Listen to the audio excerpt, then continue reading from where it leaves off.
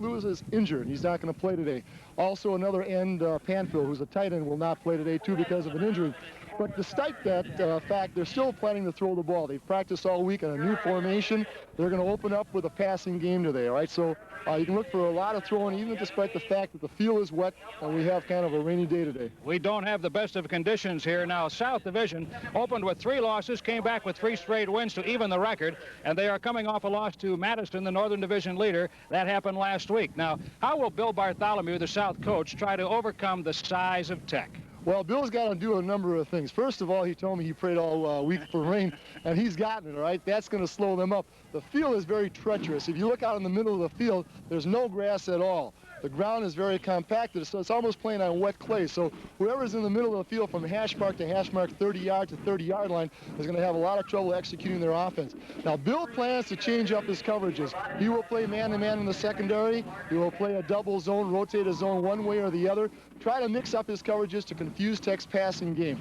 Along with that, he plans to blitz his linebackers. He's scouted Tech throughout the course of the season. He thinks he has some real tendencies. So we can look for Nelson and also Rohr, the 2 linebackers, to be blitzing today and maybe cause some problems for the Tech offense. Well, I know we're going to have a good one, and we're ready for it in just a couple of minutes. South and Tech, a battle of the South Side. We'll be right back with the starting lineups and the opening kickoff.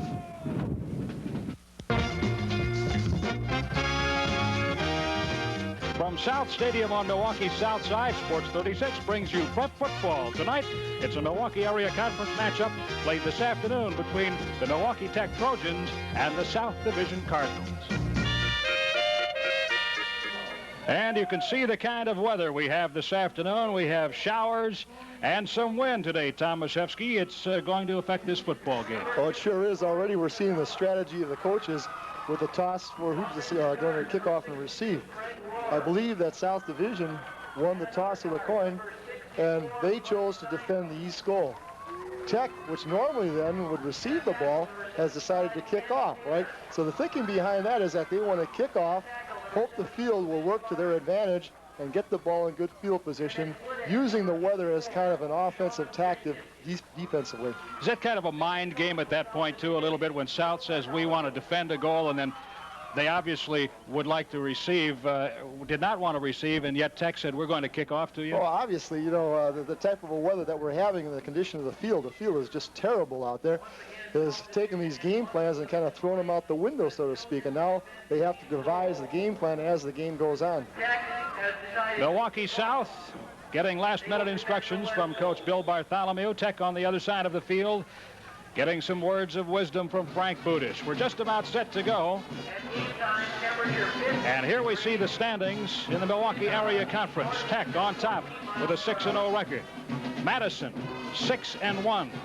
Madison is the North Division leader and is coming off a win Friday night, 41-20 over Bradford. That clinched a tie for the North Division title in the Milwaukee Area Conference. You see Tremper at 5-1, Pulaski at 5-2, and Marshall and Hamilton with 4-2 records. Frank Budish, 25th season at Milwaukee Tech, his 9th as head coach. He worked for a man named Richardson, I believe, for many years. 2 outstanding coaches, and of course Tech has an outstanding tradition of football. Now, Frank Budish is the old Kashub on the south side, all right? There's not too many people who know what a Kashub is, and maybe we'll find out later on what it is. Tom Konowalski, his able assistant. Those 2 men do an excellent job at Tech. We're just about ready for the kickoff. Mark Furco handles the placements for Milwaukee Tech. He has the ball set up at the 40. There's the whistle, and Furco gets it in the air. It's a low kick. Comes down at the 10-yard line, and that will be downed at the 10 on the slip, and the man taking the ball there. The wind chimes are lovely. Just little housework. From the 10-yard line, the South Division Cardinals. And here we see the backfield. The quarterback is Albert Figueroa. The fullback, John Nelson. The tailback is Leonard White, Alex Santiago, and Tony Blake. Israel. It's 1st and 10 from the 10 for South. Figueroa under center. Twin setbacks. On the spin, the give is to John Nelson, the fullback, he picks up a couple of yards, looks like about 5. But right now, South is operating in a good portion of the field. There's a lot of grass down there, but you can see on the kickoff the effect that the field is going to have on the football game. Starting off in very poor field position, this is exactly what Tech wants to do and exactly why they wanted to kick off. So we have a 2nd down and 5 situation from the 15-yard line. The center is Corey Taxala. Figueroa again with split setbacks, and he gives it. Oh, he holds on, and we have a flag on the play.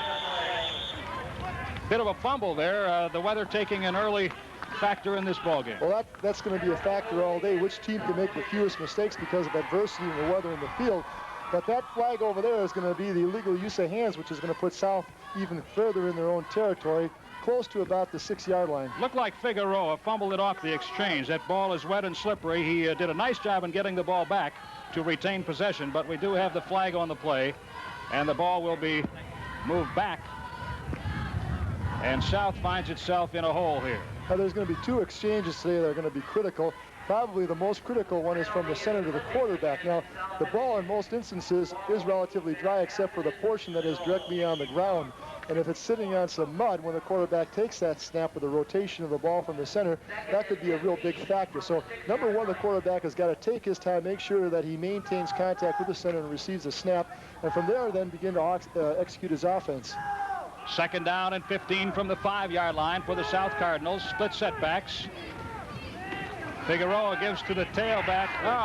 Looks like he handed it off to the fullback, Nelson.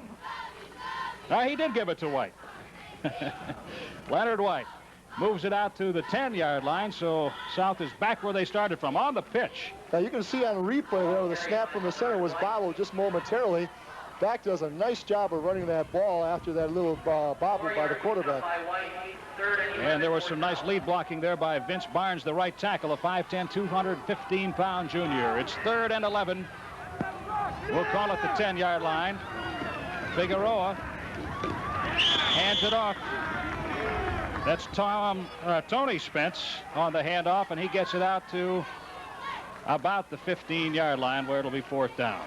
We're going to see Tech play a number of defenses. That time they set up in a 53, which is primarily a run defense. That's also strong on the outside flats if you want to pass. Now, Tech is going to get this ball in real good field position, but if you look at the field from Tech's standpoint, they're going to be in the worst part, the most muddiest part of the field when they do get the ball. Furco and Bobo are deep to receive the punt by Steve DeVorce. It's a nice kick. Furco takes it at his own 47. He crosses midfield, gets down to the 40-yard line along the sideline, and he's pushed out of bounds. So it'll be 1st and 10 for Tech at about the 40-yard line. We'll take a look at the Tech offense here. The quarterback is Ken Lebecki. He'll bring the team out. His fullback, Mike Palkowski. And the running backs are Mark Furco and Derek Lewis.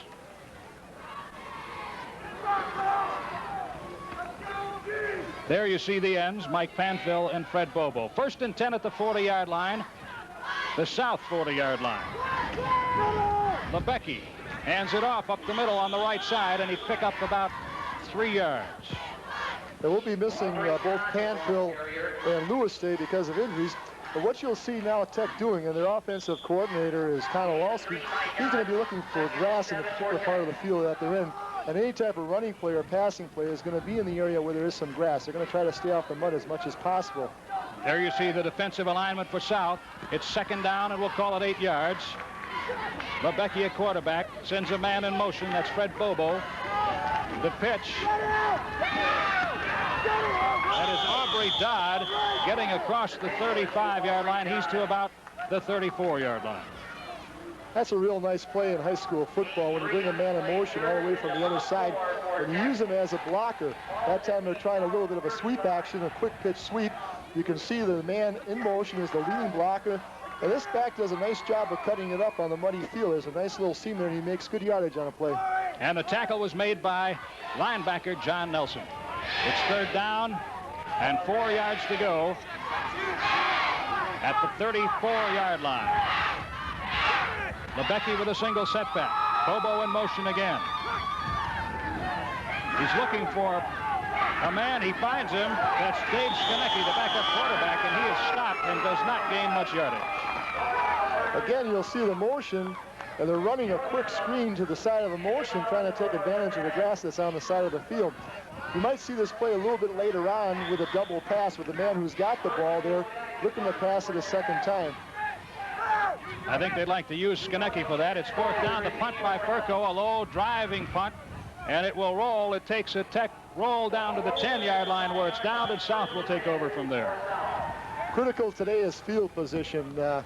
With the field and the weather, again, talking about that as being a primary factor in today's game. Whatever team can establish field position and maintain that field position has a plus going in their favor, and so far Tech has had that field position. There you see South averaging 158.7 yards a game. Tech 136.2. South has the ball, first and 10 at the 5-yard line. Figueroa on the handoff. And that is Leonard White getting some tough yardage up the middle. We see a nice surge by the offensive right side of the South Division line. They're opening up nice holes. Now that's a 4 or 5 yard gain by a team that averages about 180 yards in the offensive line compared to about 250 pounds in the Tech line. White using his blockers effectively there. He went right over the top and picked up the yardage. The tackle was made by Ken Lebecki. Second down and 5 from the 10-yard line. Figueroa with setbacks. He sends a man in motion. And another dive up the middle. Picks up a couple of yards. That is the fullback, John Nelson, who has scored 5 touchdowns this season. He averages 5 yards a carry, and he makes it a 3rd and 1 situation. From the 14-yard line of South Division. You see this on replay over here. You can see the surge of the offensive line. That's a decent hole over there. And, of course, the back is running with a lot of authority. Good body length. This is a critical 3rd down. 3rd and 1. If Tech can stop in here, they can maintain field position. Those 3rd down conversions are extremely important. And they missed it because of the field condition. Again, you saw the fullback receive the ball from the quarterback and slip down. Nobody really tackled him, and as a result, now they've got a 4th down situation where they have to give up the ball again, resulting in Tech having excellent field position. Nelson falling short on that 3rd and 1. It's been 1, 2, 3 punts so far. And again, receiving the punt will be Furco and Bobo for Milwaukee Tech. They are lined up at the 45-yard line. Steve DeVorce from his own goal line. That's a good kick. It's high. Good hang time on it. Furco signaling for a fair catch, and he has it at about the 47. Let's call it the 48-yard line, and Tech goes back on the offense. That was a great kick. It had tremendous hang time. And Tech was trying to return it. They had a wall set up to the right side, which would be the upper part of the screen. Now, that's twice that they've tried to return the punt. Now, that snap was not that good. I think you might see in future situations Tech go after the punter. Next week on Sports 36, you'll be able to watch Pius and Thomas More, a crucial game in terms of WISA football this year. 1st and 10 from the 48-yard line. Ken Lebecki drops back. He's looking for Bobo, and he is going to get away and then get nailed. He had Fred Bobo open downfield. If he would have hit him, it might have been a touchdown, but it ends up as a sack back at midfield. Let's call it the 49-yard line. I think we're seeing South gamble a little bit more with man-to-man defense than I anticipated. But again, I think they're playing the field situation over here. Bobo was open on a post pattern about 15 yards up the field. Quarterback just didn't have time to throw him. Does a heck of a job getting away and trying to get back to the line of scrimmage. Nelson is in on the tackle. He led the charge. Jamie O'Boyle was there. It's 2nd down and 14 from the 49-yard line. Lebecki back to pass again. This time he flips it out to Aubrey Dodd, and that is good defense. Defense that is a big gamble, too, by Milwaukee South. I'm sure that the Tech coaches were looking at Bobo. Bobo was wide open, and what they did was roll their secondary coverage, and momentarily Bobo was open for about 2-3 seconds, but the quarterback chose not to throw to him because they had this short screen going on. Leonard White makes the tackle here, but he is also coming off the field. It looks to be a shoulder or an arm problem. Excellent defense. That makes it 3rd and very, very long. There you see Leonard White on the sidelines. Let's call it 3rd and 21. Lebecki. Third straight passing down. He's going for Bobo. It's overthrown and almost intercepted. A very good amount of coverage there by Tony Spence. They had Bobo doubled. Well, they've got good deep coverage so far in their defense. I think if Tech, South, rather, no, let's go back. Tech, rather, starts using their backs out of their backfield and try to hit them on short patterns, they're going to be much more successful. Maybe that's going to be part of their strategy shortly. And here's the punt. It's taken, and immediately the man is brought down at the 40-yard line. Jim, we have a flag on the play. That could be very critical. Right now, South has reversed the field situation over here. They have the ball on about their 40-yard line. There we saw Leonard White on the sideline, and there we're looking at Mark Furco down on the field for Tech. This has not been a light-hitting ball game so far. Some people have been getting some bumps and bruises. The man who took that punt, by the way, was Dave Skonecki, and he was down at his own 40-yard line. Furco leaving under his own foul. That was a gutsy play by him, and probably worked out real well for South Division because that was a line drive type of kick. Had it hit the ground and skidded, it might have been another 20 yards on the punt. Leonard White seems to be in much more pain here on the sidelines. He's being tended to. They're going to take off the jersey and have a look underneath. It might be some kind of a shoulder problem. You always hate to speculate, but it looks that way from here. It's 1st and 10 from the 40-yard line. Milwaukee South. No one has been able to move the football too much. Albert Figueroa at quarterback. The pitch. That's Spence. And he breaks it. Spence is gone. Oh, wait a minute. He stepped out of bounds. My. At the 49-yard line. I bet he wished he hadn't done that. Well, I'm sure that maybe the field is kind of muddied in front of the bench over there. You can't really see the line. That's a real gutsy call by the official, but he's right on top of it. And again, they're going into the short side of the field, the grassy side of the field over there, and he makes a tremendous run. He avoids a number of tacklers over there. But you can see it's directly in front of the bench, and the line over there is not as clear as it would be in any other part of the field. Good call, great camera work. Yes. Good blocking on the left side over there by the split end and by the tackle pulling. And it is a first down, so that makes it 1st and 10 from the Tech 48-yard line. Figueroa has a man slotted to the right. He's in motion. There's the give on the sweep. That's Spence again. The flag is down. Spence makes it to about the line of scrimmage, and that's it. They came back with the exact same play, only a different formation. Rather than lining up in a strong formation left, they motioned to it. Spence is kind of a surprise because I talked to Coach Bartholomew before the game, and Spence had been ill all this week with the flu, and he still has the effects of the flu today, and he wasn't quite sure as to how much he would play today, and he was doing a heck of a job running the football. The penalty was declined, so it'll be 1st and 10 again. And lost about 2. 2nd and 12. Let's make that 2nd and 12. 2nd and 12 from midfield. And we have Murnane coming out of the game. Going in at slot back is Tony Blakely. Apparently they're running the plays in for Bill Bartholomew. 2nd and 12 from midfield. Figueroa working out of the I formation this time. He has Blakely slotted to the right side. The give is to the tailback. That's Spence. And he does not get to the line of scrimmage. Good defensive effort that time by the Tech tackle and outside end over there in stopping that play because the linebackers had dropped deep. Had he beaten that tackle on the line of scrimmage, I'm sure he'd have picked up a lot of yardage. There you see our time remaining in the first quarter. No score in the ball game. It's 3rd and 13. The ball is back in South territory at the 49, and it does not look good for Leonard White. He is being helped off the field here. I'm not sure if we'll see him again this afternoon, unfortunately. Leonard White, the tailback for Milwaukee South. This is Figueroa. He has a man over the middle. That was Azell. The pass is incomplete, and it's 4th down. Let's take a look from our end zone camera, Tom, on this one. He had the man. The ball was thrown a little high, maybe. Well, you notice he threw off his back foot. He wasn't really set. He should really have set himself and transferred his weight forward. He would have been a little bit more accurate with the pass, but it was close. Steve DeVorce back in punt formation. Looks like Tech is going to come after this punt, try to get a bad punt off. You saw Furco and Bobo back to receive. Not much pressure.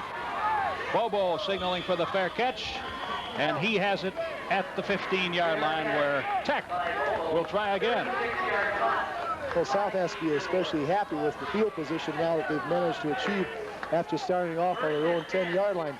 Now a mistake by Tech could be critical in this situation. Sports 36 has college soccer coming up next Sunday. Cleveland State versus UW Milwaukee. The Panthers, of course, enjoying a successful soccer season. 1st and 10 from the 15. Ken Labecki, the quarterback. Single setback. He sends Preston Pointer wide to the left. And he gives it to the setback. The jerseys are getting a little muddy. That's Aubrey Dodd, number 45. He's a sophomore, 5'7", 150-pounder, averaging 4.3 yards a carry. He picked up about 2 at 2nd and 8 from the 17.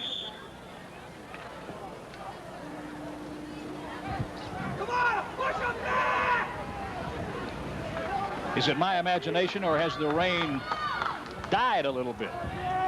Well, since we're in a booth up here, it probably has. It's hard to tell. I see the umbrellas are still out, so I think it's still raining as it was before. Preston Pointer in motion.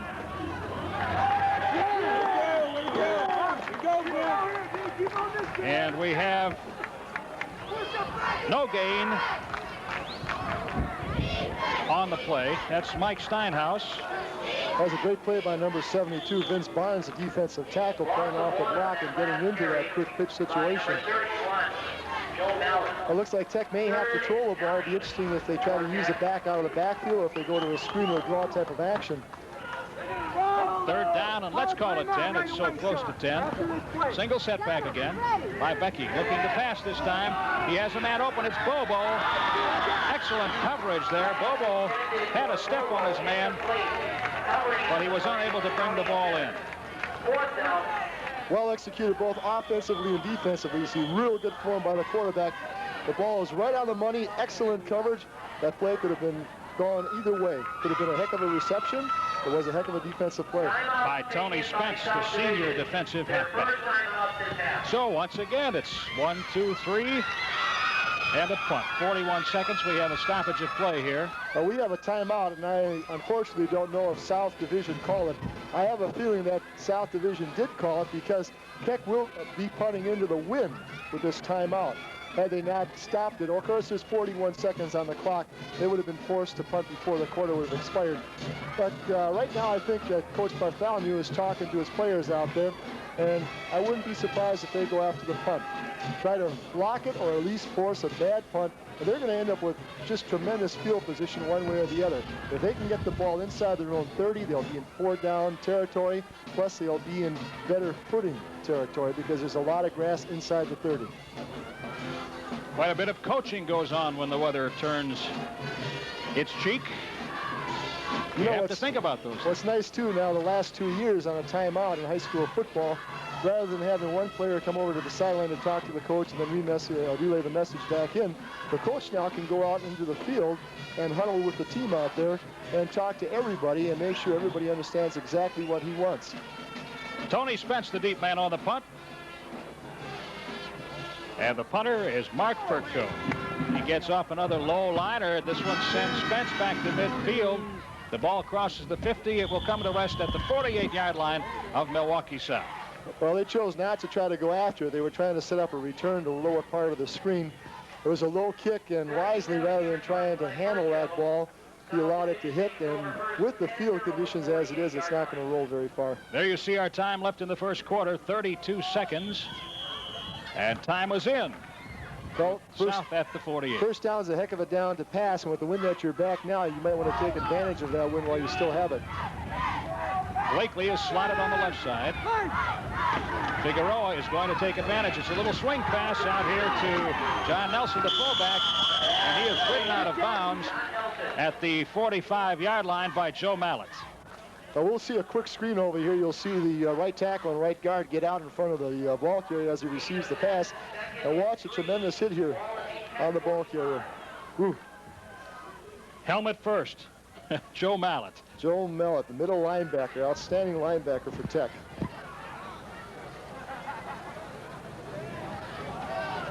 This wet weather keeps the officials busy, too, keeping those footballs clean. 13 seconds left in the first quarter. No score. Tech and South. South has the ball at the Tech 45-yard line.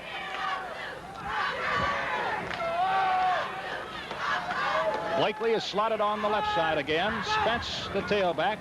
The give is to the first man through, Nelson, and he picks up, let's call it 2 yards, and that is very close to a first down. Yeah, they're really popping in there. That was a quick trap and excellent blocking at the point of attack, but Tech is reacting very well to it, too. It is a first down. And we may get, well, I doubt if we'll get one more play in. The clock is ticking down, and that should be it on the first quarter with the score South nothing and Tech nothing. We'll be back in just a moment.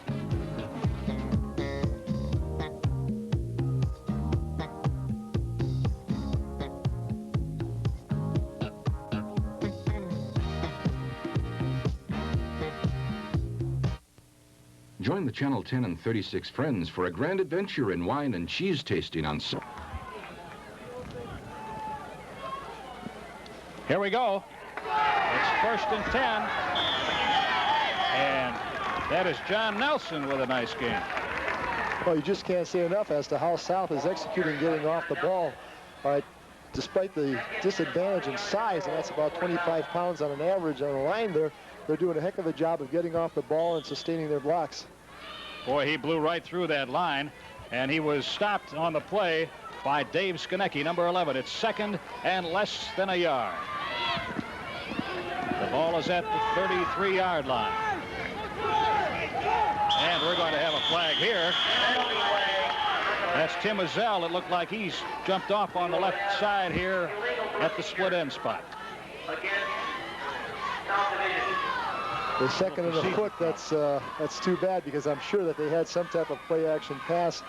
Now they're in a situation where they're 2nd and 6, and now they have to go back to their base offensive philosophy.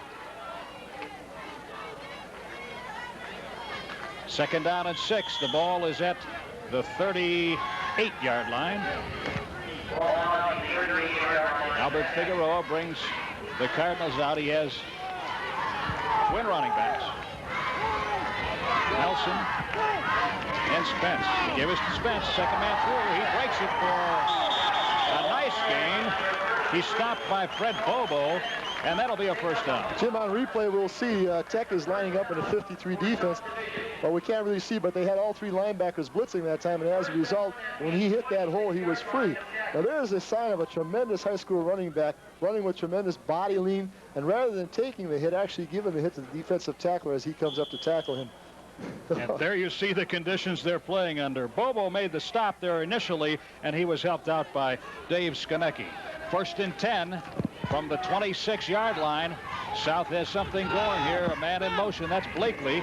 There's the give again to Spence, and he is stopped cold at the line of scrimmage. Met solidly that time, but what appeared to be the defensive tackle. I didn't get his number, but number 31, okay. Let's see, who's number 31 here, Jim? Jim Mellett, the middle linebacker. That's as fine a hit as you're going to see in high school football. Perfect form, never leaves his feet. Just makes initial contact and stands that guy right up. You can see the swarming Tech defense coming to help him. Boy, you talk about textbook tackling. That was it. He lifted those legs right up and took them at the numbers. We have a 2nd down and 10 at the 26-yard line. The deepest penetration, I believe, by either ball club here. Figueroa gives to Nelson, and he's not going to do much. And is that Mallet on the stop again? I believe so. You look at his helmet, you see all little footballs on the top of the helmet. They're trying to run a quick trap, and again, you can see a tremendous hit. Again, like you said, picture-perfect form, and that's the reason he's got all those little footballs. They're given for big plays in football games. It's kind of a reward, and he certainly has made some big plays. I know those players like to get those decals, too. Mallet is a 5'10", 160-pounder, and he plays tough. 3rd down, we'll call it 9 yards. Right on the 25. Man in motion is Blakely. Figueroa back to pass. He's looking for his man, and we're going to have a flag there. The ball was intended for Blakely, the man in motion, and there was definite contact. Mark Furco, I believe, running into it. That's a great pattern. It's a flood pattern. They've got 3 receivers out to one side. The ball was perfectly thrown. Now, here's an interesting situation. He's short of the first down, but in high school football, interference is not at the point of the infraction. It's a 15-yard penalty. So they will actually gain more yards with the penalty than with the completion. That will give them a first down. Now, there you see it, no doubt about it. Defensive pass interference. And South now is deep into Tech territory. The ball is at the 25-yard line.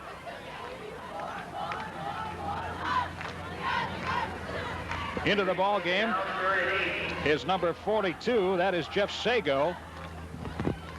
Frank Budish checking things out. Jim, I don't understand that last play. It's still 3rd down. I don't either. It must have been an offsetting penalty because neither team was penalized. That's Spence inside the 25. Okay, Those penalties were offsetting. I just got the word it was an offsetting penalty, and I didn't see the official signal that. I did not see the other half of that. Well, we're in 4th down now, a situation over here, but they're inside their own 25-yard line, so you know they're going to go for it on 4th down. I understand on the offsetting penalties, it may have been a case of illegal procedure, which offset the defensive interference. I think what may have happened was the man in motion may have turned upfield just a step too soon before the ball was snapped. 4th down, South is going to go for it. The ball at the 23. Blakely in motion. Spence. Oh, that was a good fake. They gave it to Nelson up the middle, and he gets down to about the 20, but it's not enough, so they will change on down. Sure passing situation. Great call. They try to cross him up with a quick trap up the middle. Here you see the middle linebacker, Mellett. All right, he's not fooled. And again, he's in the play. Boy, I like that kid. Oh, he's doing a heck of a job. Right now, if we had to pick a defensive player of the game, I certainly would say that he's leading everybody else.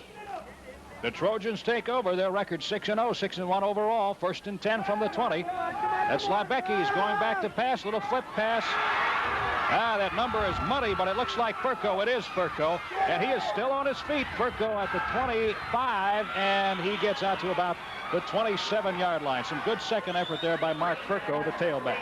Well, with all that running, he only gained about 6 or 7 yards. It's a middle screen, and it looks like it's really well executed, except that after the ball is completed, Furco, rather than following his blockers up the field, decides to go outside everybody, and now he's running laterally. He's not really picking up any yardage. Now, here's a tremendous effort by Furco. That's his kind of effort you're going to see by a high school running back. All right, and he's still going, but he doesn't pick up as much yardage as maybe he would have had he followed his blockers. And we have a stoppage of play here on 2nd down. We have a dead ball fall, illegal procedure. Illegal procedure, dead ball fall against Tech. You see Frank Budish over there is kind of concerned about what's happening out there. In this type of situation, you know, there's not going to be a lot of points scored today. The team that makes the fewest mistakes usually is the team that's going to win. You just want to eliminate every mistake possible, including penalties like illegal procedure or offside. Given the conditions, are you surprised that we don't have a score yet? Well, you never know. With the type of athletes we have out there today, we could have 2 or 3 scores before halftime. It's 2nd down and 8. The ball at the 23-yard line for Tech. Labecki. That's intended for Preston Pointer, and it was knocked down nicely by number 11, the quarterback, when he plays offense, Albert Figueroa. Now we watch that ball. It's slightly underthrown into the inside. Figueroa is in excellent position, but I just think that the field probably has some effect on him. Had he picked that off, he would have returned it a long way. It's still 3rd and 8 from the 23-yard line. Labecki with twin backs. He's going up top again. Again intended for Pointer, and this time he makes the catch, and that'll be a first down at the 32. Well, that was so well thrown, and the receiver did a nice job of running that pattern. He got beyond the first down marker enough to get the first down. I'm really impressed with Labecki. Tremendous form. You can see how he rotates his hips and really gets a lot behind that ball. And there you can see the receiver a yard in front of the first down marker. Excellent. Preston Pointer, the 6'1", 170-pound senior with excellent concentration. He looked that ball right into his hands. It's 1st and 10 at the 32 for Tech. Out of the I formation. The give is to the tailback, Furco. And he bulls ahead to about the 35-yard line. South is continuing to change up their secondary coverages. That time, again, they gambled. They had man-to-man coverage on the wide receivers and nobody in the middle. And had he broken that line of scrimmage, he would have gone a long way down the middle. But, of course, that's where it's so muddy, too, and that could be a factor also. No score, but they're having a good time at South Stadium. It's second down, and we'll call it 7. The ball at the 35, just over the 35-yard line. A whistle stops play. We have a flag. It looks to be at the line of scrimmage. Procedural penalty again against Milwaukee Tech, and I'll bet Frank Budish is shaking his head again. You don't want to beat yourself. That's the last thing you want to do. There's an old saying, a lot of people don't understand it, but if you don't beat yourself, right, then you're not going to lose a game, right? Somebody else has to beat you. And right now, Tech is kind of beating themselves with the mistakes that they're making. Second down, and we'll call it 12. The ball at the 30-yard line. Lebecki sends Bobo in motion behind his setbacks. There's the pitch, and we have a reverse, and we have it again. Furco is going to throw this time all the way downfield, and if he can stand on his feet, that's going to be a touchdown for number 82, I believe, isn't it? It's Dale Palkowski, number 83. Okay, we'll see this replay over here. You can see how happy he is. They put the man in motion, Bobo. He receives the ball, and he again gives that off to the other wide flanker coming back on a reverse. The man who gets the ball the second time flips it back to Lebecki, and Lebecki throws a pass that traveled about 40, 45 yards in the air. What happened was the secondary gave up on pass defense, thinking that it was a reverse run, and you can see how deep he is behind the secondary man over there. That's a 70-yard touchdown pass to Dale Palkowski. I like it because Frank Budish had a club who was making mistakes.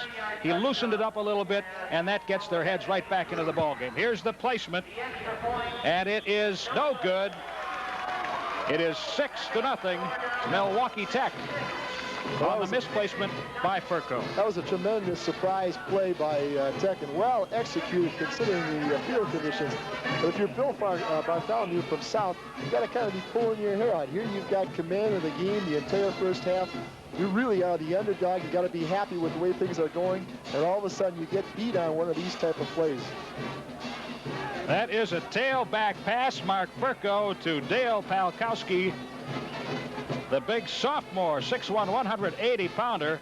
And I'll tell you what, that makes a ball club happy, and that wakes a ball club up. Jim, I don't know. Was that Furco? I thought that was Lebecki that threw that ball.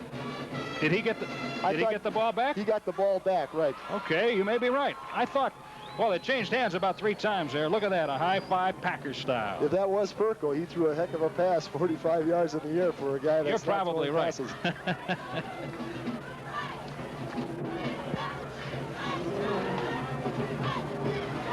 Well, South will get the ball back.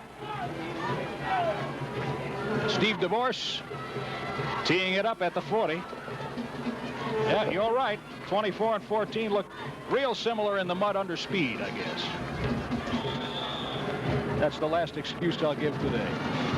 Steve DeVorce drills it down. The ball taken at the 10-yard line by Figueroa, and he gets upfield to the 30. A nice run back by Albert Figueroa, and now he is charged with bringing South back in this ball game. They trail 6-0. Figueroa, the quarterback. Well, they're not really out of the ball game at this point. 6-0. If they can score a touchdown in this game and execute the extra point, they can win it. So you've got to, be telling your team out there, hey, the score is still 0-0 as far as we're concerned. 1 touchdown, we can win this football game. Judging by what we've seen, I don't expect any 35-32 ball games today either. So you're talking, what, maybe 1-2 more touchdowns? I would expect that, Jim. I don't think we're going to see a lot of scores. 1st and 10, just over the 30-yard line, up the middle. That's John Nelson. And he picks up a couple of yards. We'll call it 2nd and 8 from the 32. Ball carried by Nelson. Gain of 2. 2nd and 8. Lebecki making the stop on that play for Tech. Again, coming up on Saturday, October 29th, a big WISA ball game. Pius and Thomas More here on Sports 36. Second down, little more than 8 yards. Figueroa with a handoff to his tailback, Leonard White, and he is stopped behind the line of scrimmage. Never had a chance to make any positive yardage on that. The Tech defensive line beat every blocker on the line of scrimmage, was in the backfield almost to receive that handoff. Third and 11. Correction, that was Tony Spence. And into the ball game now, Tony Blakely. He's at slot back for Milwaukee South.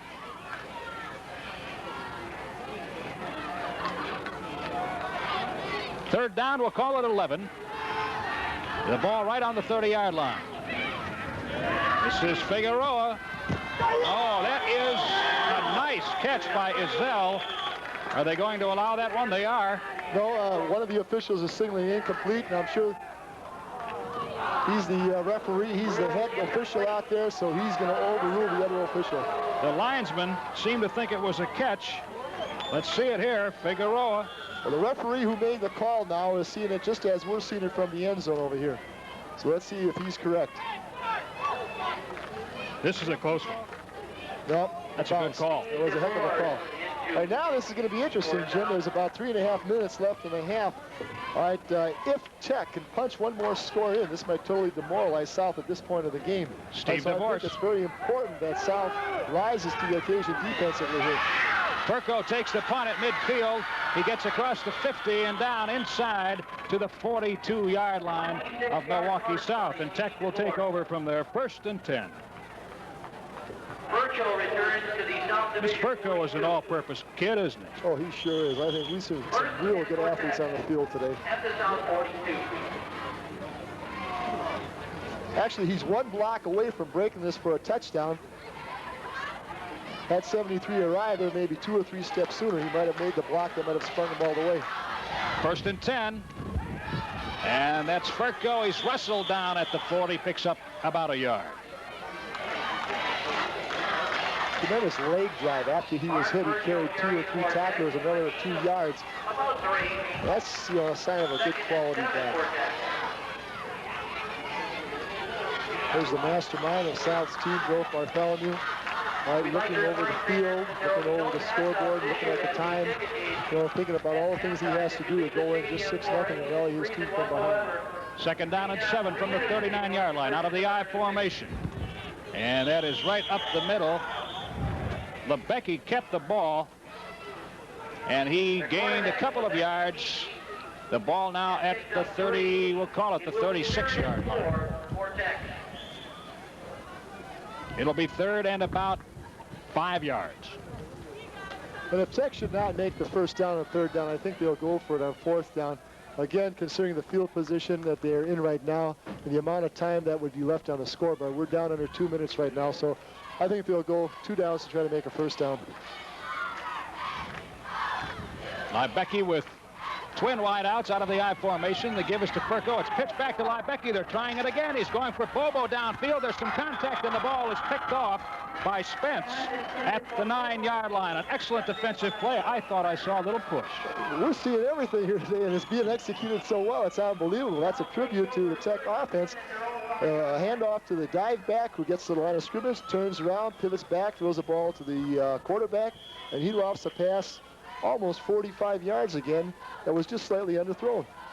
Must not have been a push. There was no flag on the play, and South takes over on the interception. A fine defensive play by Tony Spence. They have it 1st and 10, just inside the 5-yard line. Figueroa sends a man in motion. That's Blakely. Gives to the tailback Spence. He gets out across the 5 to the 6-yard line. I think what we might see is Tech using their timeouts to stop the clock and try to get that ball again in good field position for possibly one more score, possibly a field goal. Now they have called timeouts, and I think is their first timeout. They have 2 more left, so if they can stop them on 2nd or 3rd down, stop the clock, they'll have at least 1 minute in order to operate their offense. The stop made on the last play by Mike Palkowski, the linebacker for Tech, on Tony Spence. Tony Spence is the 7th leading rusher in the Milwaukee area conference. He's been bothered by the flu a little bit, but he is getting some playing time today. Bill Bartholomew with his nose on the crossbar. Yeah, we can't even read his lips as to what he's telling his ball players over there. Looks right now he's kind of thinking about what he wants to say to them. But I'm sure what he's going to tell them is, hey, guys, you can't fumble the ball in this situation here. We've got to get the first down, all right, and then run the clock out and go in at halftime 6-0. We'll come back, but we can't make a mistake now that's really going to hurt us. Don't forget, you just saw it. Soccer next Sunday right here on Sports 36. South is looking at a 2nd down and 7 from its own 7-yard line. When play resumes, a minute 22 left in the first half. 2nd and 7 for South from the 8-yard line. It's a wet afternoon at South Stadium. Figueroa under center. Spin in the give, Spence. He's hit, spins off, picks up maybe a half a yard after the initial contact by Andy Howell, the big 6'2", 205 defensive tackle for Tech. Well, Tech has not called timeout, so maybe they have fewer than 2 timeouts, or they might be saving it for a 3rd down timeout and 1 timeout when they're on offense. It's, you know, just a matter of coaching philosophy and strategy. We'll tell you more about this show coming up, The Chemical People. It's interesting. It'll be coming up Wednesday, November 2nd, and again Wednesday, November 9th. 3rd and 5 from the 10-yard line. Blakely in motion. There's a problem on the exchange. Figueroa goes down. I believe he has kept possession at the 10 for South. And we have a timeout. That could have been critical. Well, it was critical from the standpoint that they couldn't execute their play and get the first down. But had Tech recovered that ball on their own 10-yard line, well, that could have been disastrous for South. Milwaukee Tech is charged with the timeout here. The ball is at the 10-yard line. It's 4th and 5 from there, and that means a punting situation. Well, we're taking a look at the beautiful south side over here. That's Kosciuszko Park. In the background, the round object that you see is St. Josephat Basilica. Don't forget, fans. Of course, I grew up on the south side, so I know all of these places. I grew up in that park, played touch football, tackle football, swam in that pool after hours and all kinds of things. All framed by the beautiful Wisconsin foliage this time of year. I love it here in October. I love it here all the time. 4th and 5 from the 10-yard line. Here comes South. Steve DeVorce will be inside his own goal line. He's 3 yards deep in the end zone for the punt. He averages 33.6 yards a punt. He's number 2 in the conference. Oh, almost blocked. Gets off a low block. That's Furco at the 32. He's across the 20 and out of bounds right at the 20-yard line. He stepped out, and we'll see a good block coming up here, Tom. Well, they went after it that time. They rushed 9 people and came within an eyelash of blocking that. Very close. And it's a low kick, and as a result, when Furco fielded it, all right, he was in a position where he could outrun the people trying to cover the punt. Excellent camera coverage. Lebecki, the quarterback for Tech, on the near block there, and there was also a good block thrown to spring Furco out to the 20-yard line where it's 1st and 10 for Tech. Lebecki, the quarterback, has Bobo wide to the right. This is a give back on the counter. And we'll pick up that number for you. That is Furco. Stopped by Steinhaus and Barnes up the middle. Well, according to the public address announcer, that's Tech's last time out. All right, so with 22 seconds, right now they've got a plan how they can get off 3 plays, try to get a score in 22 seconds. What you'll see them probably do is go to a passing game and probably try to work the receivers on the sideline, so if they do complete the pass, they can get out of bounds and stop the clock. You might also see the quarterback throw what might appear to be a terribly thrown pass, but what he probably will be instructed to do is that if on a particular pass play, the receivers are not open and covered, to throw the ball away so that it cannot be intercepted to stop the clock. How many plays do you figure they can get in 22 seconds if properly executed? Are we talking 3? All 3 of them, sure. And I'm sure that Tech, being as well coached as they are, can get all 3 in. Right now, the offensive coordinator, Tom Konowalski's out there talking to the receivers, and here we have an end zone shot. I hope we can hold that camera shot when we watch this next offensive play to see what develops, right? That's probably the best seat in the stadium right now. I enjoy watching from the end zone. You see the holes open up. You see the routes develop. So this camera angle isn't too bad either, Jim. The crowd enjoying today's ball game. It's been a bit of a defensive struggle. It's 2nd down and 7 now. The ball is at the 17-yard line. Lebecky looking to pass. He will be sacked from behind. That's Tim Gazelle, the left end, a 6-foot, 180-pound senior, and he scooped that one out. Well, they've got 9 seconds. They're going to try a field goal, but I don't think they'll be able to get it off in time. Okay, it's 3rd down and 14. They're going to go for it again and again. Lebecky is going to be brought down. He's brought down on the play by Craig Rohrer. And Tim Exel, outstanding rush that time. I was wrong about the field goal attempt. I thought they were trying to get a field goal attempt in because they substituted two players into the ball game.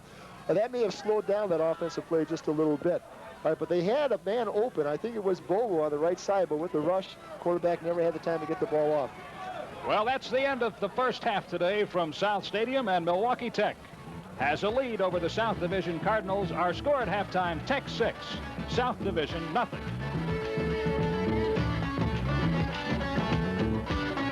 It's away at South Stadium. From Bandai. There is at this moment a monster which threatens our very way of life. On March 26th, only in theaters. Of play. And what a spectacular from Lebecky to Palkowski. Dale Palkowski got his way after getting open. Here you see the play. That came after a little bit of razzle-dazzle. Lebecky with the strong arm, and you see Palkowski. Now it's all his own way, and he goes the final yards on a 70-yard pass play. The kick failed, but Milwaukee Tech took a 6-0 lead, and they hold that as we are about to start our 3rd quarter. Dale Palkowski with the touchdown. Our halftime stats are interesting. First down, South has 3 in the first half, Tech 2, and you see that one team has been gaining yards running, the other team has been gaining through the pass. When you take a look at those statistics, you take away the 70-yard touchdown pass, Tech has 6 yards rushing and 6 yards passing. So South really is dominating the game in all the statistics except that one vital one, and that's that score, 6-0. And you see Tony Spence leading the way on the ground. And Tech, led by Furco, 3 carries for 8 yards. Aubrey Dodd has 3 for 7. Passing, Figueroa has completed 1 of 4, and Lebecky 5 of 9 for 76 yards. That pretty much tells the story, and so far the team that has thrown the ball has the lead. Again, another interesting piece of strategy. This half, Tech has the choice to receive or kick off, and again, they've chosen to kick off, right? So they're counting that their defense can try to stop South and establish good field position. Furco will handle the placement, the kickoff here for Milwaukee Tech, kicking to the east, where the ball will be received. Well, it'll be received by Skonecki, but there was a whistle before he ever got the football. And a flag on the play back at the 38-yard line, so that tells me they'll move it back 5 yards. Somebody was offside in high school football. As soon as you're offside, whether it's offense or defense or the kicking game, automatically there's a flag, whistle, stops play, and it's an automatic 5-yard penalty. What does South have to do to get back into this football game now under these trying conditions? Well, Jim, they're not out of the game by any means, except for that one play. They've had complete control of this football game. So I think they just have to continue to do what they're doing, because what they're doing well. And I wouldn't press the panic button at this point. Okay, a little squib kick. It is picked up at the 25-yard line. And that is Blakely, the slot back, taking the ball. He gets it out to about the 34. We'll call it the 34. Looked like he was ice skating out there. Right now, they're in the worst part of the football field as far as the muddy section. It's going to be very difficult for them to execute up the middle. They'll probably go to their right in this offensive series to take advantage of the grass that's in that particular part of the field. Little outside running, maybe. Well, they have to. I don't think they'll get very much up the middle. Slot on the right side. The backs are split. The slot man Blakely is in motion. He gets the football, and he is pulling his way out to the 35-yard line. Shepard, Gerald Shepard, in on the stop for Milwaukee Tech. Well, that was really a well-executed play, and the blocking was good. It was a nice hole, except that the footing is so treacherous that it took the back longer than it should have taken them to get to that hole. Second down, and we'll call it 7 from just outside the 35-yard line. Albert Figueroa completing 33% of his passes, almost 34% of his passes. He hasn't thrown very many today at all. Blakely in motion again. Figueroa back to pass. And that is a good tackle by Bobo. The pass was intended and in the hands of Tony Spence. Well, that was a great hit to jog that ball loose, but I'm going to give more credit to the defensive end from Tech that time because the receiver never really had a chance to release from the line of scrimmage. He's late getting off the line of scrimmage, and as a result, the ball is thrown very late and very short.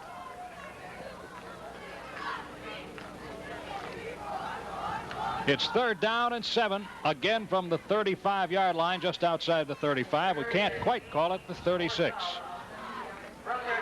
Figueroa comes out in an obvious passing situation. He has Ezell split to the right side. Blakely slotted on the left. There's the pitch to Spence. Finds some blocking. He works hard, can't get the footing. Second effort, and it depends on where they'll spot that football. He may be out close to the 38. Now, again, they're kind of limited with the mud as to where they can run. That was a good play for them in the first half, and then they were, of course, going left into the grass, trying to get Spence outside. Of course, with his ability, if he breaks one tackle, he could go all the way. And that brings up another punting situation. Steve DeVorce back at his own 22. Furco and Bobo back to receive. DeVorce, a 33.6 average yard punter, handled and fumbled by Bobo. He gives it. He keeps it. They fake the handoff. Bobo is out across the 30, and he gets to the 34-yard line, and he is brought down. I believe that's Tim Exel, number 80, or maybe number 60. I can't really see. Number 60. Yeah. That is Dave Sobchak. Excellent open field tackle. You see he has difficulty holding on to the ball. But watch that fake. It fools a lot of people. Maybe it almost got away from Bobo. It almost fooled him there. He tucked it under his elbow. That might have fooled him. Maybe he intended to give that ball off, and he kind of lost control of it for a second. Well, anyways, it turned out a very plus play for Tech. Here come the Trojans. 1st and 10 from the 34. Split backs, wide out. There's the pitch to the tailback. And he sneaks out for about 2 or 3 yards. That is Furco. Mark Furco carries. We'll call it 2nd down and 7. 3 for Tech, 2nd and 7. We have an update on Leonard White, the tailback from South who was injured in the first half. He was taken to St. Luke's Hospital checking for a dislocation in the shoulder. We guessed correctly on that one. 2nd down and 7. The ball spotted at the 36-yard line. Tech with twin wideouts. Lebecki on the keep. He's rolling, and he will be brought down. And that was an excellent job of defense by Julio Curia of South Division. Looks like a broken play over here. The quarterback reversed. I don't know if he was going to hand fake it or fake a pitch, but there's nobody there. Both backs are going the other way. And he's now scrambling to get whatever he can get, and he loses considerable yardage. The ball is spotted right on the 30-yard line. It is 3rd and 16. 3rd and 16 for Tech. Twin setbacks and twin wideouts for the Trojans. Lebecki, little trouble on the exchange. He doesn't have much time, but he gets away to pass. And that ball is caught by Dale Palkowski, the man who scored the touchdown, and he takes it all the way down to the 45-yard line. Well, earlier in the game, Jim, I commented that I thought the Tech was trying to go too deep and not taking advantage of the underneath open zones. Here you see a tight end delay. He's wide open over the middle. There's no defensive linebackers in the area. He's just running now. The secondary is reacting and picks up considerable yardage and an important first down. How about that? 2 catches for 100 yards. I'd say that's an average of 50 for Dale Palkowski. 25 yards on the last play. The pitch goes to Aubrey Dodd. He works his way across the 45-yard line inside to about the 44. And the tackle made by Craig Rohrer, the linebacker. Have a man down on the field. South Division lineman. And that is Mike Steinhaus, the nose guard. He's a senior, 5'9", 160-pounder. And that guy likes to hit 38 tackles coming into this ball game. And out goes Coach Bill Bartholomew.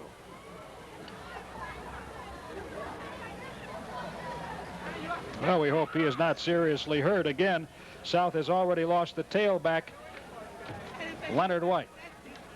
Learn how to combat school-age drug and alcohol abuse. Attend the town meeting of the Chemical People on Wednesday, November 2nd, and then watch this PBS special. Check your local newspapers or contact your school for the town meeting in your area. Second down, and we have to call it 9.5 yards. The ball at the 44-yard line. Here comes Tech. Preston Pointer out wide to the left, out of the I formation. Lebecky fakes to the tailback and throws. That ball is knocked down by Ezell. He threw it right into his arms, and that brings up a 3rd and long. Boy, if he could have held on to that one, there's nothing but goal line ahead of him. Nothing but mud for 60 yards. If he could keep on his feet, right, Jim? South is really mixing up their coverages. That time they were man-to-man, and they had the bump and run type of man-to-man defense. And, you know, you've got to expect it. If they're playing man-to-man, they're doing a heck of a job to deny these passes to Bobo and the other receivers that Tech has. Again, Lebecky sends Preston Pointer out wide to the left. He has a man wide right. This will be a rollout. He tries to dump, and that's exactly what he does. 62 on the tackle. That is Craig Rohrer, the linebacker. 60 tackles, 26 solos coming into this football game, and he's a force. Well, that's one of those blitzes we were talking about before the game. Like, they feel that they have Tech pretty well scouted, and on occasions they're going to blitz and stunt their linebackers. I think Lebecky would have been wise just to eat that ball that time. The way he threw that ball off balance, it could have been intercepted. I think he might have been wise to do what Frank wanted him to do that time. Huh? They're having a discussion about it. Here's the punt. It rolls down, takes a Tech bounce, and is touched at the 15-yard line. That's what high school football is all about. Learning on every play. Well, Frank Brudish, you know, it looked like, you know, he was chewing him out, but he's a great coach, a great person who just really loves the game of football and coaching high school football. He loves his athletes, and I'm sure the athletes love him. You know, they know that in the course of the game, you know, you get a little heated at times, but after the game, you know, it's all hugs, kisses, and, you know, a lot of love between players and coaches. I think you can learn a lot under pressure like that. Oh, sure. It's a good thing. Timeout taken by South Division, their first. Timeout taken by South, their first in the second half. Again, our score, Milwaukee Tech 6, South nothing. And that came on a 70-yard pass play, Lebecky to Dale Palkowski in the second quarter. There is a young man who has a difficult job today, keeping his towels dry. Well, actually, he's the ball boy there. He's keeping Not to mention the football. Right. That young man, it kind of reminds me of my daughter, and I want to wish her a happy birthday today. Jenny's 10 years old, and Dad loves you, Jenny, and I also love my other daughter, Allison. I want to make sure that she's aware of that, too. You too, Helen. That's my wife. Okay, we're talking about a 1st and 10 situation for the South Cardinals. The ball is at the 20-yard line. Neither team has scored here in the second half. We have 6:57 remaining in the third quarter. That could be an important timeout. South really didn't want to call it, but they were short one man, substitution problem. And now they had to burn one of their 3 timeouts. Later on in the game, that could prove to be very costly. 1st and 10 from the 20. Split backs for South. Man in motion. Blakely moving to his right. Figueroa hands off to Spence. And he pulls out for a couple of yards. I checked that. That's Nelson, the fullback. John Nelson gets out to the line of scrimmage at the 20. Well, you see a lot of cracking out there. Watch the effort. The handoff is a little late, but watch the effort by Spence. I can't imagine on a dry field how great this guy would be. He's great now in this muddy field. And of course, let's credit Tech defense because a lot of pursuit, a lot of hits, and they're doing a heck of a job to contain him. That charge led by Mike Palkowski of Tech that time. Palkowski, the linebacker. Nelson and Spence in the backfield. Blakely slotted on the right side. He's in motion. The give is to Nelson. Nelson churning, and again, not able to gain much yardage, perhaps a yard out to the 21, where it will be third down, and we'll call it 8 yards. Tech is continuously playing their 53 defense. They do play a lot of defenses at times, but today they've kind of selected the 53, and they're going with that. Of course, it's been good for them. It's more of a conservative Tech defensive team we're seeing out there today. That's a big third down play for South because, again, field position is such an important factor this afternoon. Frank Budish looking over his Tech defense. Albert Figueroa comes out. Back to pass. He has Spence in the flat. Spence is going deep. It's intended for, and it is dropped by Tony Spence at the 40-yard line. Coverage on the play by Fred Bobo. Well, this is the type of play that could have been a maybe play, right? He's scrambling. He's got a lot of time, and Spence is open momentarily. He's got to throw on the run. That's kind of difficult. And you can see he is open, and there's nobody to the inside, but it's underthrown, and as a result, it's incomplete. Had it been thrown on the money, should have been a touchdown. If that ball had been at the belt instead of the knees, we might have had 6 up for South. Right now, they have a 4th down situation, a punt. From his own 3-yard line is Steve DeVorce. He gets it out to Bobo, who drops it again. This time he won't fake it, but he will be nailed at the 47-yard line, and Tech will take over from there. Boy, is he doing a great job of punting that ball. Every time they end up in poor field position, he just punts them right back out of there. I think he's probably averaging over 40 yards per punt. And on a field in a day like this, that's just tremendous. He came in averaging 33.6, but I think you're right. He's right up there around 40 yards today. The ball is spotted at the 46-yard line of Tech. There's Steve DeVorce. Well, you can tell he's a specialist there. His jersey is still clean, right? He's in there for punting purposes, but he's doing one heck of a job. First down, the give by Furco. It's a fumble, and it is recovered in the middle by Mike Steinhaus.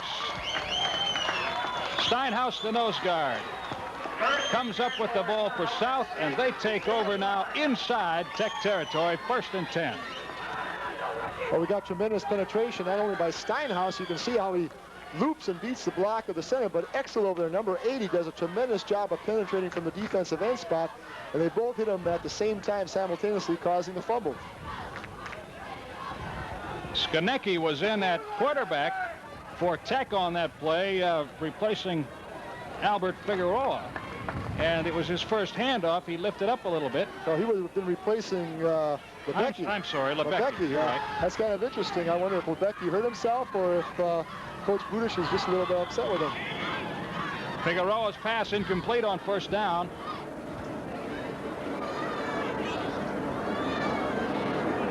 And that pass was thrown out to Sean Jenkins. See the strong wind over here, the flag rippling, despite the fact that it's still drizzling out there. So the wind is a real big factor. And right now, South Division has the wind at their back. In the 4th quarter, they will be going into the wind, and Tech will have the wind at their back, and that could be a big factor, too. 2nd down and 10 from the 45-yard line. South sends Blakely in motion. The give is to John Nelson, and he finds room out to the 40.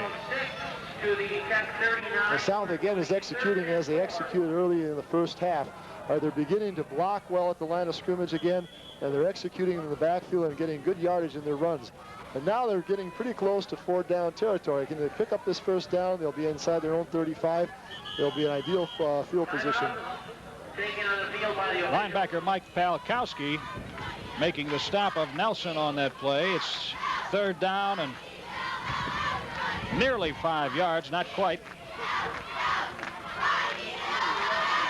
We have an official timeout. They're trying to clean the football off because it is so wet and muddy out there.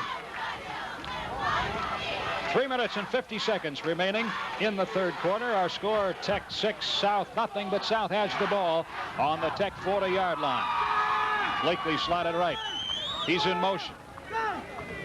The give is to the tailback, Spence. He breaks free of a tackle, gets to the 35, and is brought down there just inside the 35-yard line. Just watched a tremendous effort by Spence. Number 30, the defensive end, Eric Winters, comes in there unblocked at that time and looks to have him dead in his sights in the backfield. He just breaks that tackle and picks up the first down. Tremendous effort. Preston Pointer on the tackle for Milwaukee Tech. The second tackle, the one that counted. It is first down and 10 from the 35-yard line. Again, Blakely slotted on the right.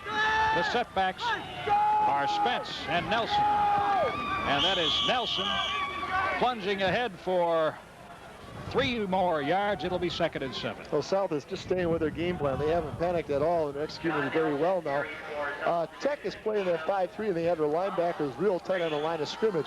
Should South decide to play action and get it back on the backfield, if they can pop that ball to him just beyond the line of scrimmage, he's going to get substantial yardage. We might look for that in the future here. Same formation. Blakely slotted right. 2nd down and 7. Pitch to Spence, following his blockers, and he is able to pick up a yard or so, and it'll be 3rd down and 6. Well, we had a great play by Mike Pelkowski, number 23, defensively that time, playing off the block of the lead blockers. I think it was the tackle who was leading there and making that hit on Spence. And anytime you can bring Spence down 1-on-1, that's a tremendous effort. Spence is 5'8", 165 pounds, a senior. The 7th ranking rusher coming into the ball game in the Milwaukee area conference. This time they slot Blakely on the left side. Figueroa back to pass. He has his man at the 20-yard line. That is Tim Izell. And he gets down inside the 30. I'm sorry, inside the 20. He's at the 19.5-yard line. Great play, and I'm going to correct myself. I've been mispronouncing his name. Izell made a tremendous play that time. He hooked up short, and that's what I was talking about. The short zones underneath are open. You can see him hook up right in the middle, makes a nice catch. He has to reach back for the ball in traffic and fights for that first down. Pelkowski again dropping on the play and making the tackle from his linebacker spot. The ball at the 19-yard line, 1st and 10 for South. The give is to Blakely. On the counter, he wrestles his way to the 15-yard line. And I think Pelkowski is there again. Andy Howell also in on the stop. Tony Blakely averaging 3.6 yards a carry from his slot back position. And we have an official's timeout on the field.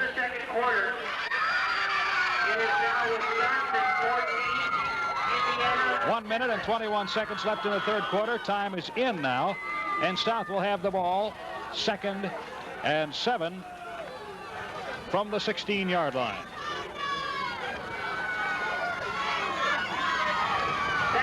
Jeff Sago in the ball game. Figueroa back to pass. Coming to the near side, the ball is intercepted by Fred Bobo. He ran one back 75 yards. It won't go that far. This time he's ridden out of bounds at the 27-yard line. And there's a turnover for Milwaukee Tech. Bobo with nice position and excellent job. Great defensive reaction. It looked like the receiver was open, but such tremendous quickness. He got the jump and stepped in front of the receiver and picked it off. And what a drive killer this is. Inside their own 20-yard line. You see the ball thrown. It looked like he was open momentarily. He stepped right in front and picked that off. He ran one back 75 yards against Pulaski and also scored on touchdown passes of 25 and 28 in that ball game. Fred Bobo is a good one, a senior, 6'1", 185. He's wide to the right this time. There's a mix-up in the backfield, and down goes Ken Leibecke, tackled by Dave Sobchak and a host of others. Well, we had a mix-up in the backfield here again, the lack of execution with the dive back and the quarterback colliding. I see Lebecki's back in the lineup again, right? I don't know whose mistake it was, but it was a mistake that should not have been made, not at this time of the season. Aubrey Dodd connecting at the wrong time with his quarterback, Ken Lebecke. It's 2nd down. We'll call it 15 yards from the 24. Lebecke with twin setbacks. He has a man wide to the left. Bobo in motion, moving to the left. The pitch is to Bobo. He fakes it to Pointer, keeps it, and is brought down. There's some excellent defense by Vaughn Matthews, the defensive right end for Milwaukee South. He's really read that one well. Well, he wasn't fooled either, because that's the same play that they used to score the touchdown on. Pitch to Bobo, who would hand the ball off. Here he fakes it. And you can see he didn't go for the fake, and he shows excellent speed for a big guy like that. Pulls Bobo down in the backfield for a loss. And that's the end of the third quarter. Time has run out. No scoring in that period. Milwaukee Tech still has a lead in the ball game, 6-0 over South. We'll be right back.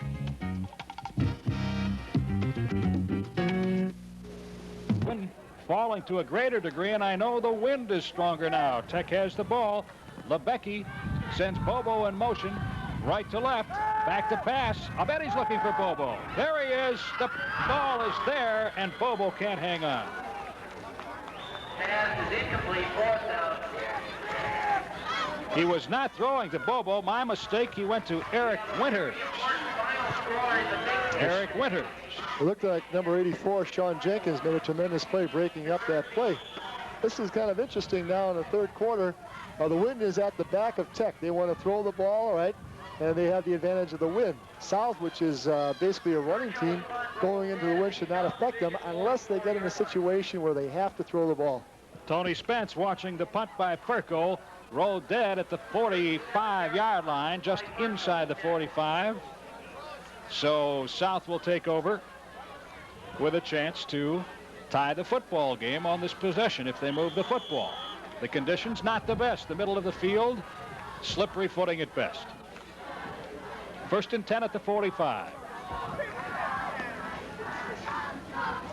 Now, the field really, despite the fact that it has been raining to begin with, is in terrible shape. There's no grass out there, and it hasn't been used that much. It just hasn't really been kept up well, and I understand that the commissioner of the Milwaukee Conference is very upset with that fact. You just saw John Nelson out to the 49-yard line. Nelson, the fullback. 2nd and 6. Well, they spot the ball at the 48-yard line, where it is 2nd down and 6 for Milwaukee South. Now 48. Jeff Sago out of the ball game. Sean Jenkins comes in at split end. Figueroa sends Jenkins wide to the left side. He has Blakely slotted on the right. And Figueroa is looking for Izell, and he finds him. The ball caught at the Tech 43-yard line. I think they're attacking that defense just the way that they had to. That time they cleared out with their wide receiver and brought Izell on a drag pattern underneath from the opposite side. And again, I think there's openings because their linebackers are so tight and they have a tendency to want to stunt them. Here you see the pass again. Izell right there. Watch Skonecki come up and stick it.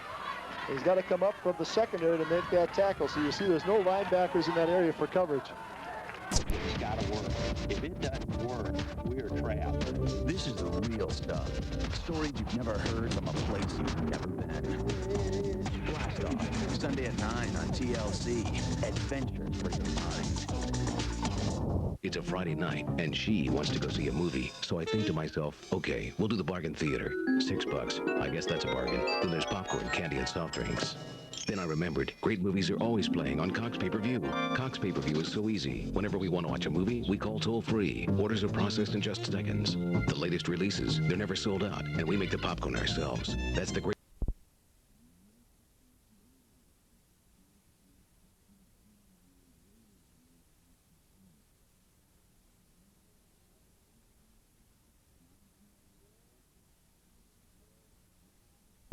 They're alternating their split ends. Jenkins comes wide to the left. Figueroa with twin setbacks. They bobble it in. It's a pitch out to Spence. And again, that Tech defense swarming and limiting the gain by Tony Spence. Well, the play that made that time was made by Lebecki, the quarterback. He came up and made a great tackle on Spence in the open field.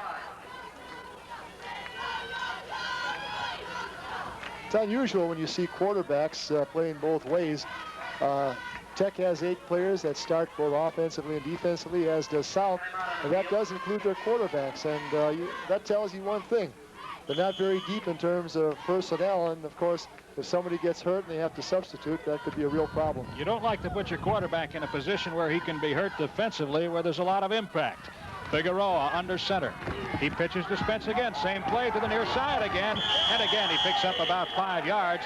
Brought down just inside the 30-yard line. Well, That's a great call. Number one, teams don't expect you to run the same play twice. They come right back with the same play.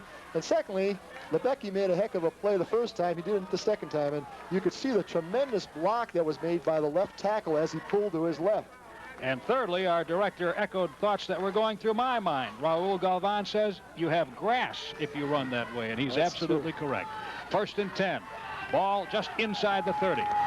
Figueroa hands it off up the middle. That is Nelson, and he is going only a yard or so.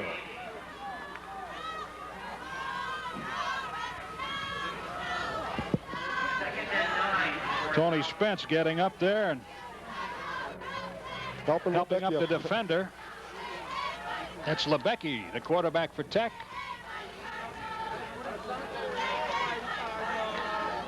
How about that? A pup tent. I think that's my brother out there. I like that. Little lean-to. 2nd down and 9 yards. The ball just inside the 30. We'll call it the 28-yard line. Again, up the middle. Not much doing. Stopped by Ralph Radke. Radke, the nose guard for the Tech Trojans. 3rd down and 6. Ball at the 26 off after the short gain. 3rd and 7 for South. Rushing South 110 yards. Tech -9. Tech has done it through the air with a couple of long passes to Dale Palkowski. 3rd down and 6. Figueroa is going to get nailed. Figueroa brought down back at the 38-yard line. That's a loss of 12 on the play. Julio Curia on the tackle, and he has done that twice now, really scoping out those offensive plays for South. That was number 30, the defensive end. Curia, he's not even on the 2 deeps, and he's done an excellent job. Well, let's correct Winters? That's Eric Winters, yes. Played off that block very well and threw him for a loss. Right number, wrong team. It's 4th down, punting situation. Steve DeVorce, another low liner. This one will roll, and roll it does, down to the 6-yard line, where Tech will take over on offense. Well, here we're in a situation where we're getting to the middle of the last quarter. Tech's in their own territory, very deep in their own territory on the 6-yard line. I think they've got to play this a little bit conservative. I think that they're going to have to run the ball, try to pick up a 1st down, get in somewhat safe field position to operate their offense. I think South has got to go with what they're doing, right? It's been good for them. They've held Tech to a -9 rushing, so stay with it. On the dive play, that's Aubrey Dodd, the tailback. Does it become more important now to eat up the clock if you're Tech than to eat up yardage? I think a little bit of both, Jim. I think the clock is certainly a big factor, but I think the most important thing right now is not to turn over the football, to make sure that when you run with the ball that you keep 2 hands on it, try to get the 1st down. Lebecky gives to his tailback up the middle for a couple of yards. That's Furco. That was Mark Furco carrying. And now we have coming up probably one of the most important plays of this game. It's 3rd down and about 2. If South can stop them, they can come away again in excellent field position. But again, we go back to what you were asking me. Should Tech convert and get the 1st down? All right. They've got the clock to their advantage. Plus now they're moving the ball up into better field position. They really go hand in hand, I guess, running the clock and running off the yardage. It's 3rd down, and we'll call it a long 2. And Lebecky saw something he didn't like and called a timeout. He'll go over and talk about it with Frank Budish. Well, it was a wise call because South changed up their defense. They got into a gap alignment, a little bit like a goal line short yardage defense. I think Lebecky came up and he saw that and realized what play that they had called probably stood a very low possibility of being successful. So he said, hey, let's call a timeout, go over, talk it over, maybe we'll come back with something else. There's Tom Konowalski, Tech's assistant. He's the offensive coordinator. He's the offensive coach. Budish runs the defense. Konowalski the offense, right? He's going to talk to everybody now. And again, that's a nice high school rule. When you can go out there and talk to everybody, you don't have to relay the message. You make sure everybody understands what they have to do. You tell them the importance of the first down. All right, what you want run, how they have to execute it, no mistakes. And if you as a coach feel that, hey, South may come out in some type of defense, you can say, okay, guys, here's what you have to anticipate. Whereas you can't do that when you have to relay the message into somebody else. Why was that rule put in? I think maybe because of the colleges, because the colleges began to, during a timeout, bring their entire 11 people over to the sideline. You couldn't do that in high school. In high school, all right, only one player from the team could come over and talk to one coach. Then they said, well, one player could come and talk to all the coaches. Then they went back to the new rule that says one coach can go out and talk to all the players. And it makes a lot more sense because you're dealing with more of an amateur at the high school level. The South coaching staff expecting a pass here on 3rd down and 2. And Lebecki rolls. He's going to get that first down and then some. He's across the 25-yard line, brought down. Let's call it the 26. It's just short of the 26. Rohrer on him, riding him out of bounds. But it's a game of inches. South came within inches of throwing him for a loss. That's a real gutsy call. On the replay, if we have it, you might see that everybody is real close to taking a low charge, and there goes Lebecki to the outside. Because everybody is so tight, there's really very poor contained type of pursuit. And he's got the speed that he's going to outrun those linemen, get the first down. There you see Rohrer making the tackle. It's 1st and 10 from the 26-yard line. A give up the middle. This one pops for about 4 yards out to the 30. And that clock just keeps winding down, doesn't it? It's winding down too quickly for South and not quickly enough for Tech in this ball game, with Tech up 6-0. Well, now here's where leadership becomes so important. If you're from South, you've got to rally the troops, all right? Right now, Tech has picked up a big first down. They're moving the football. You got to rally the guys. You got to stop Tech. Tech, on the other hand, their leaders have got to convince them, hey, let's keep going, no mistakes, let's get the first downs. They give us to the tailback, Furco. He gets across the 30, and they should mark that out to about the 32-yard line. Stopped on the play by Corey Taxala, the right tackle for South. I would expect Tech might be a little conservative here in terms of simply not wanting to turn the ball over. Well, let's speculate a little bit here. Where the ball is situated, to their right offensive side, they've got a lot of mud, no grass. To the left, they've got a lot of grass. So if they run, I think we'll see them go left. If they decide to pass, well, who knows? It's 3rd down and 5. And they came right into the mud. And that is Aubrey Dodd, and he is short of the 35-yard line. He would have had to have reached the 37 to get the first down. That makes it 4th now. And a punting situation. Furco will drop back. And you see the effects of the weather on the players. I never liked playing in that stuff. Snow I didn't mind. Mud kind of got to me because it doesn't go away. Well, I don't know. I'd rather play in mud than snow, Jim. Because I like it a little bit warmer. Furco's punt taken at the 38-yard line, across the 40 and the 45 down to about the 47. And right now, your guess is as good as mine who took that ball. Wait till he gets up. That mud is impairing the uniform today. Well, we've got 4 minutes left in the ball game. This could be possibly the last gasp, or maybe the second last gasp for South. They've got to do something with the football, either now, or if they can't do it now, if Tech gets the ball, they've got to stop them. They might have one more opportunity. But time now is becoming a factor. The clock is working against them. It just ticked off 4 minutes. You see the rain has not let up. Blakely slotted right. There's a give to Spence, spinning, churning across midfield to the 48-yard line in Tech territory now. And it'll be 2nd down and about 6. 2nd and 6 now for South. Here you see it again. Nice job by Tony Spence. That's a good, hard-running tailback right there.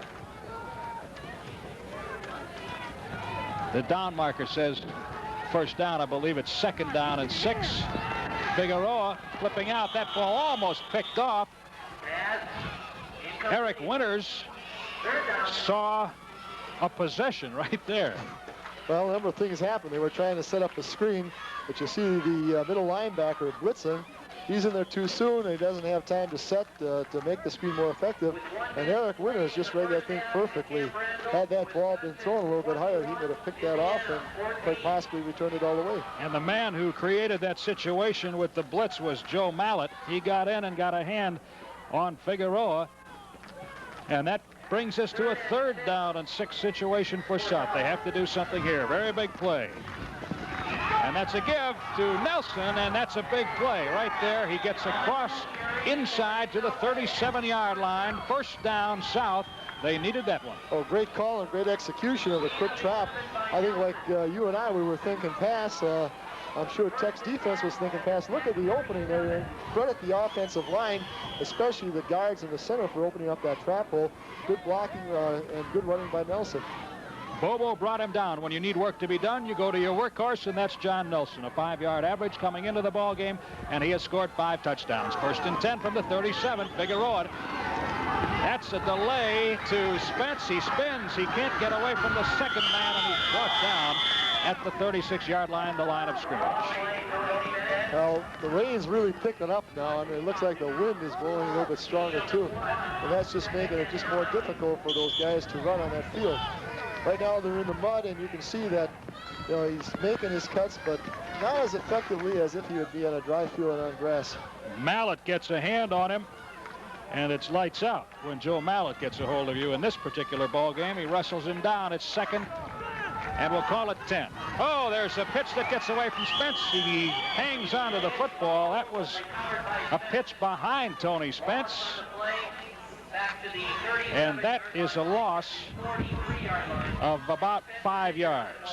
Now watch, it's a bad pitch. It gets behind him, but he does have a recover. Now, is that a late hit? The official's got to, make that determination.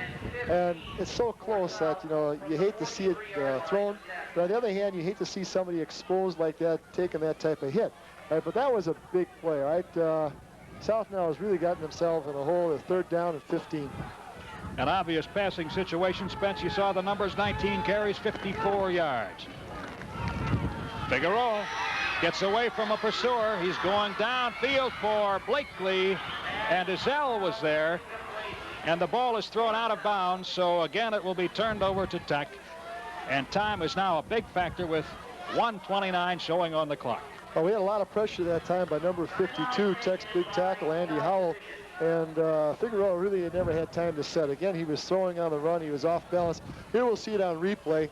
You'll see 52 Andy get in there, and it's just a foot race. He misses the tackle, but now he's got the quarterback running for his life, thrown off balance. That ball just kind of hangs, and I'm sure the wind helped push that ball out of bounds. Big 4th down play, so big, and we're talking about time being a factor. There's only 1 minute and 29 seconds. All right, this is South's really last opportunity. Coach Bartholomew has called timeout. They've gone out there. If they have a surprise or if they have anything that they think they can execute for the 1st down, this has got to be it, because now they only have 1 timeout left because they had to use one up earlier because of a substitution problem. If they don't get the 1st down, Tech will have that ball. They can stop the clock once. Tech will have 25 seconds to execute each play. They can just run the clock out with quarterback sneaks. All right, so this is it for South. Tremendous effort, but it comes down to 1 play right now. Set up perfectly by Tom Mashevsky. It's 4th down. Nelson, Spence, they're going with the big guy, the tailback, slashing, and he comes up short. He gets down to about the 36-yard line. Surprising call, perhaps? Yes and no. Considering the condition of the field and the fact that Tech was lined up in a prevent type of defense, it's a good play, because if you break the line of scrimmage with a guy like Spence in the open field, he might be able to pick up the 15 yards. It's awfully hard to pick up 15 yards when you're thrown into a pass prevent defense, especially when the field is as muddy as it is and the ball is as wet as it is. That young man, Tony Spence, gave it everything this afternoon. Good ball game. Lebecky handing it off. They'll just grind it out now as the clock ticks down. We're under a minute at South Stadium. Tech with a lead of 6-0. A win today would keep their record at 7-0, perfect in the conference, 7-1 overall. Timeout taken by South with 51 seconds on the clock. All right, that's their last timeout. All right, they won't be able to stop the clock anymore, so Tech will come out and execute another run play. I would assume it probably would be a quarterback sneak to eliminate the possibility of a fumble, and then the clock will continue to run, right? And they probably will then come out and run one more quarterback sneak, right, which will mean that it will be 4th down, but 4th down will never happen because the clock will expire before that. I don't think it's too early to talk playoffs. Milwaukee Tech will be 7-0. They have beaten Madison, so this pretty much puts them in the playoffs, does it not? It should, and you can see Coach Brutus there is a little bit happy now. He's cracked a smile for the first time on the sidelines over there that I've seen him, and it's been one heck of a football game. You can speculate about the effect that the weather's had on the game. Right? Anytime you win a football game in weather like this, you've got to be happy, right? Because a good football team can make mistakes that they normally wouldn't make because of the condition of the field and the weather. And I give a lot of credit to South. They played one heck of a football game, and a lot of credit to Tech because they did what they had to do to win and connected on one big play. 2nd down and 9. And that is simply a matter of holding on to the football, and South, of course, trying to strip the football at this point to get one last shot at it, but it won't happen on this play. It will be 3rd and about 4, the ball at the 43-yard line. And as we had predicted, it was a quarterback sneak, and if you saw the alignment of the Tech offense, they had 2 setbacks behind the quarterback and a 3rd one, another 20 yards back, just in case there would be a fumble. He would be like a safety back there to try to make the tackle anybody trying to advance. And we see the same play, the same alignment, and the same thinking as the clock strikes 13. And that brings up a 4th down situation. The clock running out. Milwaukee Tech congratulating each other, and well, they should. The Tech Trojans are now 7-0 in the Milwaukee Area Conference, 7-1 overall. They will close out the season on Wednesday when they take on Hamilton. And that'll wrap it up. For South, the Cardinals now are 3-5. Their final game of the regular season will be played on Thursday against Pulaski High. The score this afternoon at South Stadium, Tech 6, South nothing. A ball game played under difficult conditions. If things stay as they are, we're going to show you how the situation will exist for WIAA playoffs. Division 1 for this area, Milwaukee Tech and Waukesha North or Cudahy. Tech will go against one of those 2 clubs. And Waukesha North, of course, a victor over Cudahy on Friday night, last night. So it looks like Tech and Waukesha North are going to be in pretty good shape. Division 2 playoffs, Port Washington completing a 9-0 season last night, beating Cedarburg 39-0 to win the Braveland Conference Championship. It's the first playoff appearance for Port Washington since 1978. And Port will be going against Slinger. Slinger also 9-0, completing that victorious and perfect season with Greenfield last night winning 33-0. Slinger, the Parkland West Division champion, and Slinger has won its first conference title since 1958. And there you see Tosa West or Whitefish Bay will take on McQuantico or Falls North. Falls North clinching the Braveland West 8-1 record with a 10-7 victory over Sussex last night. Again, our final score from South in the rain this afternoon, Milwaukee Tech 6, South nothing. The only score coming on a 70-yard touchdown pass from Lebecki to Dale Palkowski in the 2nd quarter. It was a beauty. And it rained and it rained and it rained today, and that, I think, had an outcome on this football game. The footing was treacherous all the way. The handoffs were missed a few times, and of course it would cut down on passing Bill Bartholomew of South came into this ball game hoping to pass a bit more than usual against Tech, and it did not turn out that way. Let's go down on the field now with colleague